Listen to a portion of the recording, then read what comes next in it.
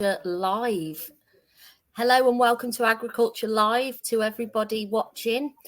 My name's Rebecca Shields. I'm from Agricultural Recruitment Specialists, and I'm here today with Stuart Dennis from BK Grain, and we're going to be talking about the shortage of agricultural engineers in the industry.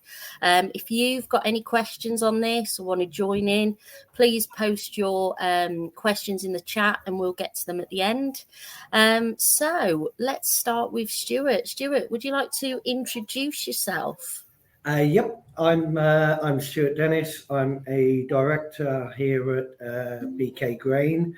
Although recently we're trying to expand our services, so we're now rebranded under BK Commercial Group with various different companies underneath. BK Grain is still our holding company, still the main part of our business.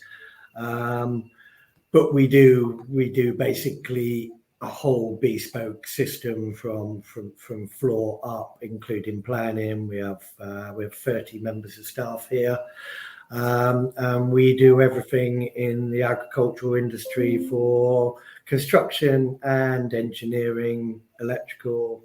We have our own fabrication team. And basically we service many farms, not just grain handling. We do cattle buildings, all sorts of buildings, private buildings, offices, workshops. So as a company, we are heavily involved in all things agriculture, basically. Fantastic. So you've got a lot of strings to your bow there then, Stuart. Yes, which is obviously why we're trying to keep growing, not too fast, so that things go badly wrong or we overstretch ourselves. We've been, as a company, the owners, Bill Bird and his wife Elaine Bird, the originals, started the company in 1981 with a guy called Roy Keep, and then they bought him out about 10 years later. But as a company, we've been very successful in this field since 1981. So wow. we hope we're the go-to company. We have a lot of competitors, but all of our competitors suffer from the same issues that we do, which is recruitment of staff. Okay, so what makes you, just going back to competitors, what makes you stand out from your competitors, would you say? Basically the service we give, and especially now, as a director, but also as a salesman and a project manager, I will take a proposal, I'll do the drawings, do all the quoting. We're customer facing from start to finish. We run the jobs. We pride ourselves on finishing all of our jobs on time, on budget. Within, some of them do go over budget, but generally, time, budget, and we're always there. We also offer an engineering service and a breakdown service to our customers, electrical and mechanical. Excuse me. That's 24 hours a day, 7 days a week over the summer. So if any of our farmers have a breakdown on a Friday night, there's none of this. Oh no, they've all gone home. We won't be there till Monday morning. If my engineers aren't available, I will go out. Bill Bird will go out. Simon Bird will go out. He's the other director. Excuse me. So yeah, we give everything to this business, and we give everything to our customers, no matter what day, what night. Fantastic. So today we're going to be talking about the shortage of agricultural engineers. Now, Stuart, there will be people watching that, aren't from a strong agricultural background. So if you can just start off by just explaining, what is agricultural engineering? Okay. So agricultural engineering, if you do a course at college, so there's various ones, and I've tied up with a few colleges, is basically working on agricultural machinery. Now, most people and most colleges target combine harvesters and tractors and all of the Gucci kit that's in fields and so on. Our problem is there is no course to learn what we do. So we work on grain dryers. We install silos, elevators and conveyors. Anybody who's been on a farm, especially a grain handling farm, will see them. They're all in the roof. They're all these metal structures that just basically stick up out the ground and move grain around.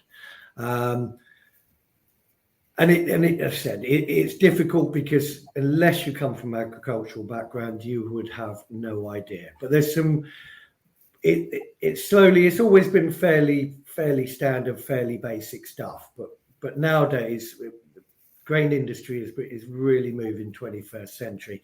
Everything is electronic now. Everything's, the panels, the control panels, everything is much more involved than it ever used to be, where you just press a button and off an elevator would start, and then you press another button. We now build all of these units so that if one machine stops, everything else stops behind it, so that you don't have grain continue moving, block up all the machines, and then take twice as long to fix a problem because you've got to empty everything out.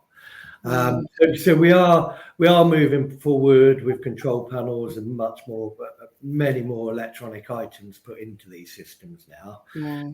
But it is, for engineers, it's still relatively basic, which is one of our problems. The other problem is obviously no one knows what we do. I think if people can see us live, the little picture behind me just shows a silo and a dryer outside, and a conveyor going over the top.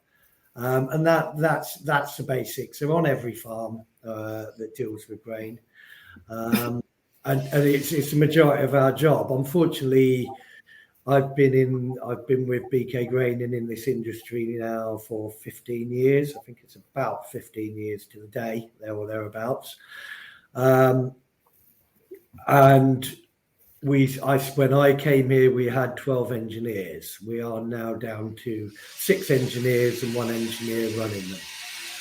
So if you had to say, so there's two different types of ag engineers, you'd say.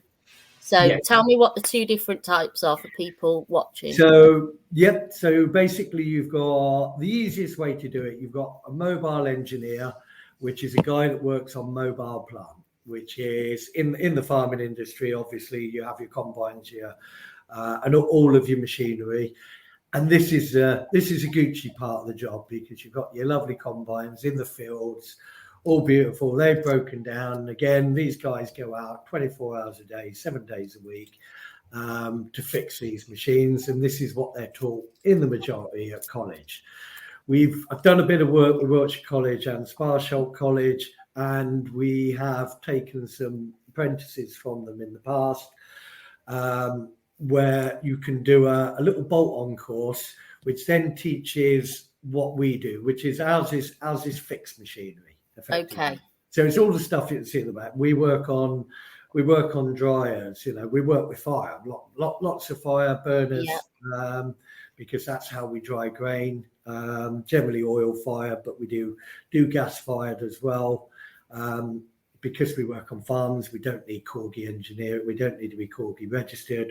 Pipe work up to it is done by somebody else. They're Corgi registered, and then we come in and we can do our bit. And we test all of these. We service them yearly to ensure that they're all safe. And it's an insurance company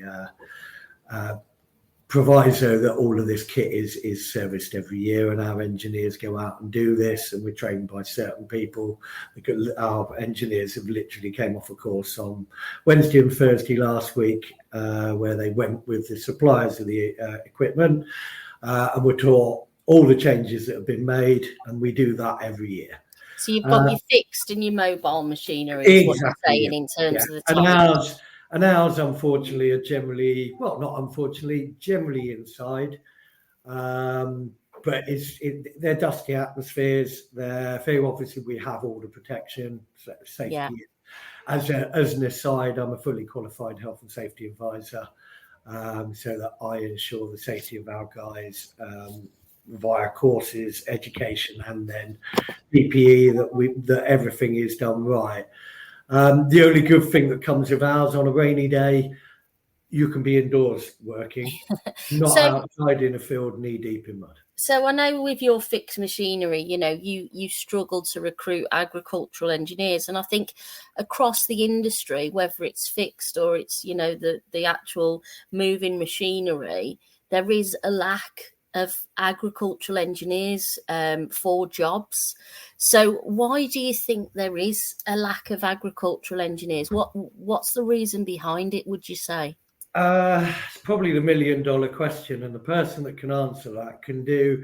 I think our biggest problem is we've got a change in workforce. So we need. I'm older, I've come up. We've been knee deep in rubbish and dust, and just carried on. We have a completely different mindset for the new generation that we as an industry now need to change. We need to make sure that everything on farms are generally regarded as very unsafe places. If you look at HSE statistics, more people die on farms than anywhere else. This is not more people, but a percentage across the industry, because there's not many people. It's the most dangerous career path. Most dangerous, yes. Yeah. As listed by the HSE. The mindset's changing. The old farm guard obviously are now retiring, and I myself am not a million miles away. But because I come from a health and safety background, I have a different philosophy to this. We're still having to send guys into places that really they shouldn't be going. On occasions, we take every precaution. Because of the lack of money and the lack of investment in certain farms. Look at that, we've got some very rich farm customers. Excuse me. And unfortunately, we've got some very poor ones. So obviously the environment might not be good that they're working in. And do you think that the younger generation doesn't want to work in that environment? Is that the reason? I unfortunately don't. I'm not in recruitment. I do my best to recruit. I think this is down to somebody on a different pay scale to mine to try and work people into this industry. I think our problem is there aren't many people left living in the country that fully appreciate what agriculture does. So it's not seen as the main, engineers want to go into engineering, and Gucci engineering obviously starts at rockets, comes down to aerospace, drops down to tanks probably, and other Gucci kit like that, and then we're at the very bottom end. Wherever you go, there's some great engineering jobs, and I would guess anyone getting into engineering wants to aim for the top, and then unfortunately aspirations and job opportunities lower down. And I think unfortunately we're perceived in our industry as being, well, people probably don't get agriculture because it's just a field, and why would you need an engineer? And most people that want jobs come from towns and they've never seen a farm, so it's not in their psyche as an engineer. The only people that generally do, the people we picked up before, fathers have worked in the agricultural industry, so the sons have gone to agricultural college. It is very much a generational thing, isn't it? Like, I'm not from an agricultural background, but being in this industry, there's so many people, and it's just because their family members did it. There aren't many I think if they did a percentage, I don't think it's a lot that are from non-farming backgrounds. No, and also when you think with the movement of all of the farm machinery and the rest of it, there's probably a tenth of the people in farming that were in it 100 years ago. Yeah. So we have a much smaller audience now that we're trying. And the thing is as well, Stuart, with that, you've got the fact that, I know I've been doing agricultural recruitment since probably about 2010. And I've noticed, obviously, because of the supply and demand situation, the salaries for agricultural engineers have just really skyrocketed. I think if people would be asking me for career advice, it wouldn't be a bad sector to go in. No, absolutely, and it's the same with a lot of children. A lot of kids now. Some of the best jobs now are the ones that nobody saw as attractive. Being a plumber, being an electrician, being a builder now are attracting some absolutely great salaries. We've got a groundworks division. These guys are earning loads of money for simply sitting on a digger, or running around on site. And you look at it and you go, wow, I'm paying a lot of money for a guy. But these are becoming the jobs that, because nobody's doing them, that are there. I mean, our biggest problem is we need people to work, unfortunately, over the summer, which is when everybody wants to go on their holidays, because we have to supply the farmer because this is how we run our business. So the more guys I can do, the less can attract, the less overtime we've got to go. Last year I had 6 guys. I only had 6. I had 5 engineers last year. And those and us throughout all weekend, working 7 days a week, unfortunately. Now, I think that's the thing as well, like people having to work weekends. They don't want to do it now, as people, want the work-life balance more. 100%. And look, and none of your mates are in agriculture, particularly if you're an engineer and work for BK Grain. So your mates are going out on a Friday night and Saturday night and Sunday and go to watch a football, go to watch a rugby, going to watch whatever during the summer. And you can't do that because I'm expecting you to work, unfortunately. So what we're trying to do as a business is attract more people. We have to deal with that over the winter. Because there isn't the work there in the winter, because it is very much a seasonal job. We have been busy for the last 3 years. We've been pretty well flat out for 3 years, and there isn't any overtime over the winter. So your salary changes from earning a small fortune in the summer, because you can be out. I mean, if you want to, you can be out 7 days a week, 24 hours a day. Less sleep, obviously, and safety considerations, and you get paid at time and a half and double time on a Sunday. That's the sort of things we offer. You can earn a lot of money in this industry. The problem is everybody only looks at the bottom line, and it's, I'm only earning 14, 15 pounds an hour. As an engineer, well, I can go into aerospace and earn 20 pounds an hour. But after the only light at the end of the tunnel, really, as a mum myself, years ago, farms were farms, and now they've diversified so much, and there's so many farm parks that people take their kids to. Absolutely. So a lot of, say, my children's friends, they're into their tractors and stuff and whatever it is, but maybe this generation will look at agriculture more than, say, we did.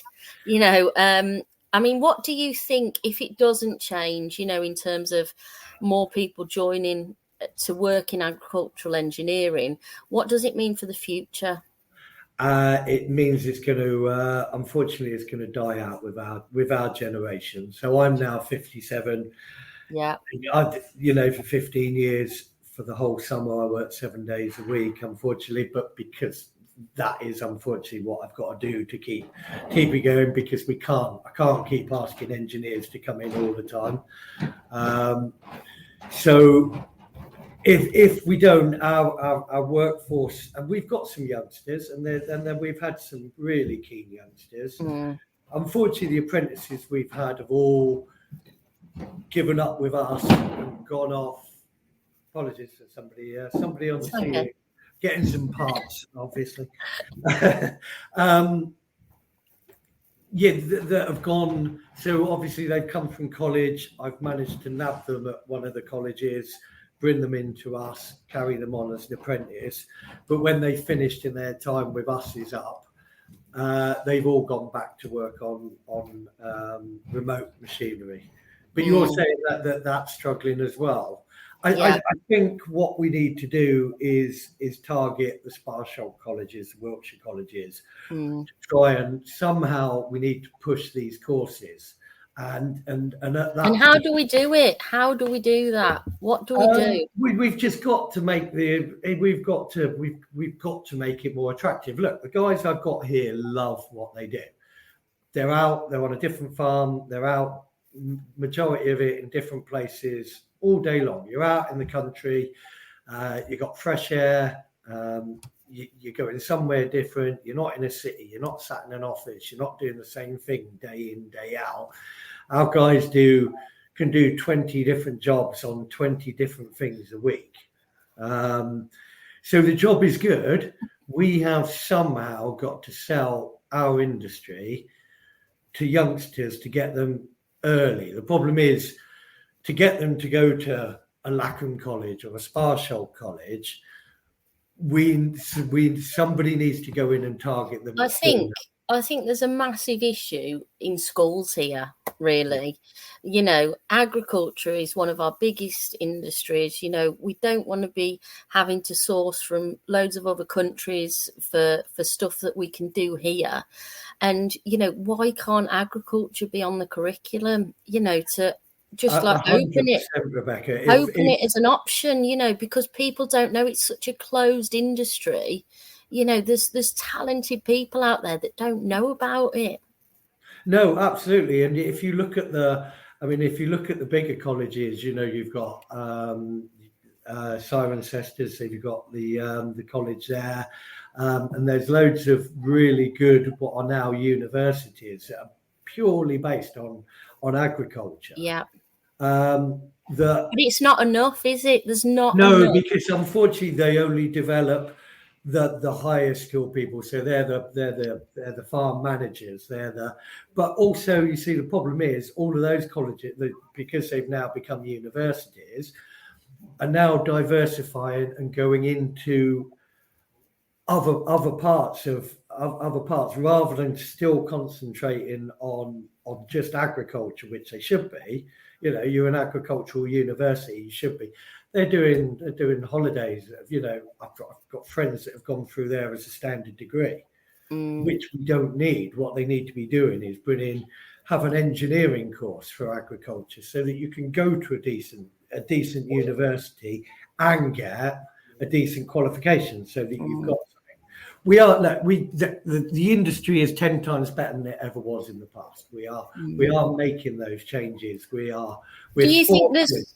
Sorry, Stuart, do you think there's enough at political level in terms of, you know, our industry and pushing, you know, this maybe even curriculum or interest in it?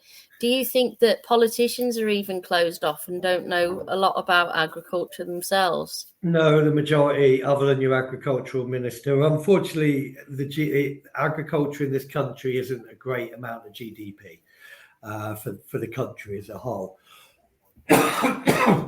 Sorry, and therefore the government aren't going to give anything to that, because it doesn't.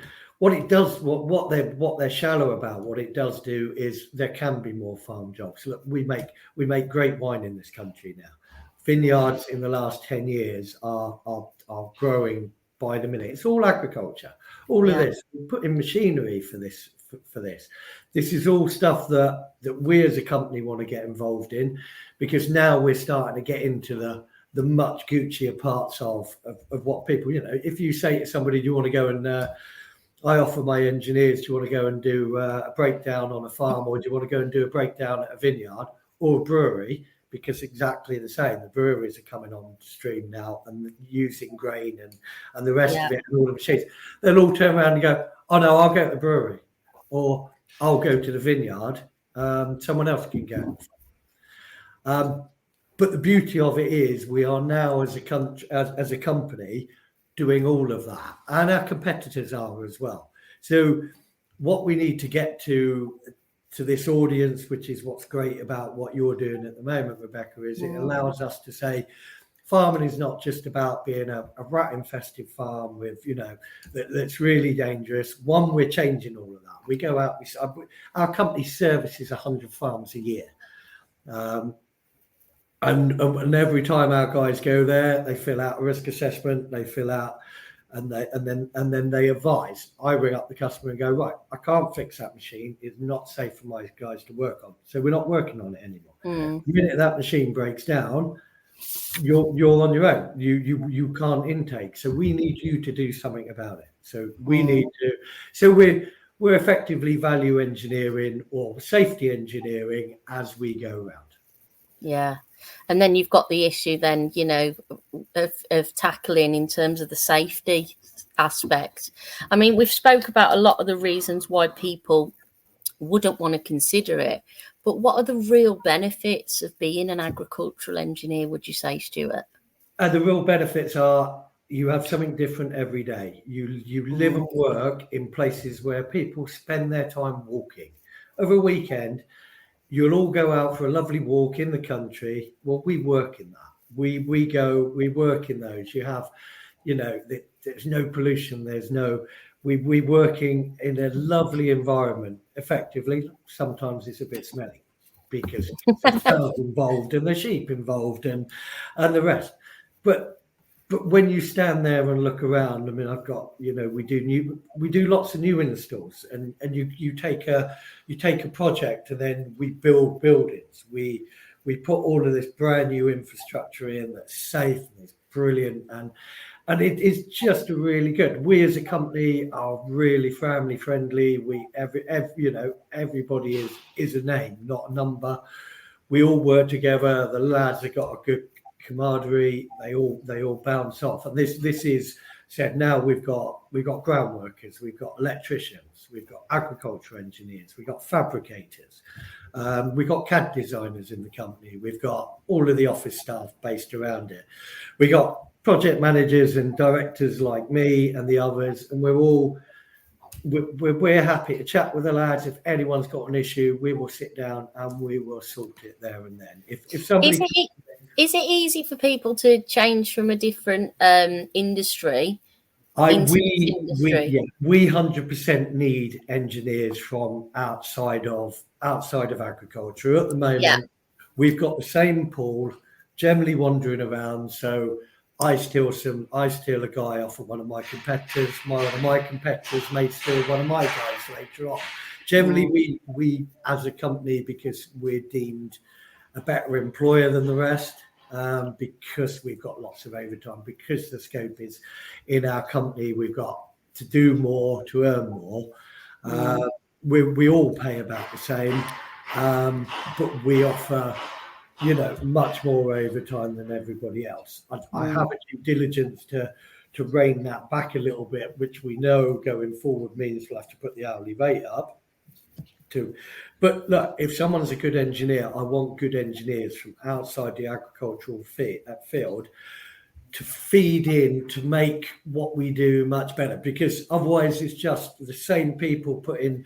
I know what I do. I know how to do what we do. Somebody could come to me and go, well, why don't we do it like that? Because it's much better. No one will at the moment, because we're all set. We've all been doing it for 15, 20, 25 years. We know how we've done it for that long. We need new blood to come along and go, well, in this industry, I come from the water industry. I put parts on tanks. I did it, but we did this with this. And that's what we need. We need to get out of the pool that we've got and bring them on. Definitely. I'm a big stalwart for especially guys coming out of the arena, ex-military guys. Job. I'm ex-military myself. I've got a couple of other ex-military guys here. That I'm more than happy. I've tried recruiting from military, but again, it's the same thing. Well, why would I want to come into agriculture? I fixed tanks, I laid bridges, I did this, that, and the other. Well, because we want that. We want engineers from different industries to come here and go, you are fairly backward. We need to start adding new stuff in. Absolutely.